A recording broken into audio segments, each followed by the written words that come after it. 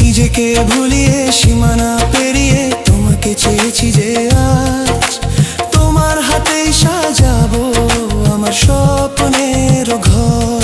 আমি তোমার প্রেমে পড়ে দুনিয়া ভুলে গেছি।